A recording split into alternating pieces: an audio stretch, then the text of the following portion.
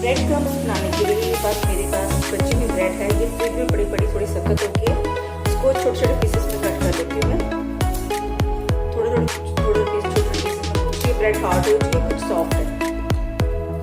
Bread के छोटे छोटे पीसेस में कट कर लिया। अब मैंने यहाँ पर एक पैन ली, कढ़ाई ली है, उसमें अपनी हल्का सा इसको गर्म कर दिया। अब हम इसमें ब्रेड डाल देंगे, इसको ड्राई रोस्ट कर लेंगे।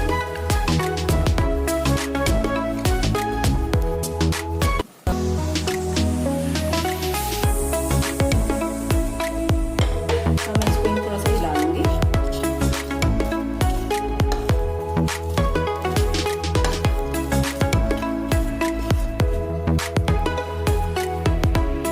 दो से 3 मिनट हो चुके हैं।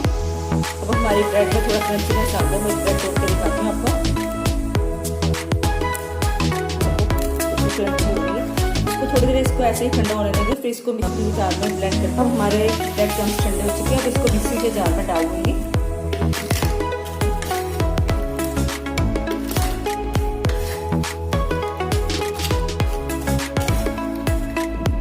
अब मैंने सारे ब्रेड क्रम्स इसमें जार में डाल दिए हैं। इसको मिक्सी के जार में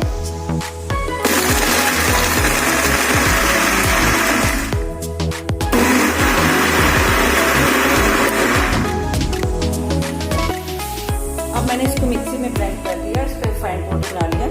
अब इस सारे जो ब्रेड क्रम्स इसको एक बोल में निकालूंगी।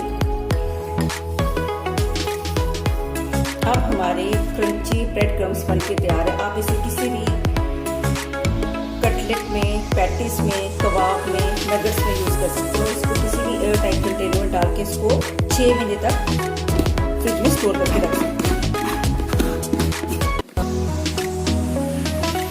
लेफ्टओवर से ब्रेड क्रम्स बनके तैयार है। आज की वीडियो कैसी लगी कमेंट सेक्शन में लिख के जाए। अगर आपकी आज की वीडियो अच्छी लगी तो ज़्यादा से ज़्यादा फैमिली फ्रेंड्स से शेयर करें और मेरे चैनल को सब्सक्राइब करना ना भूलें।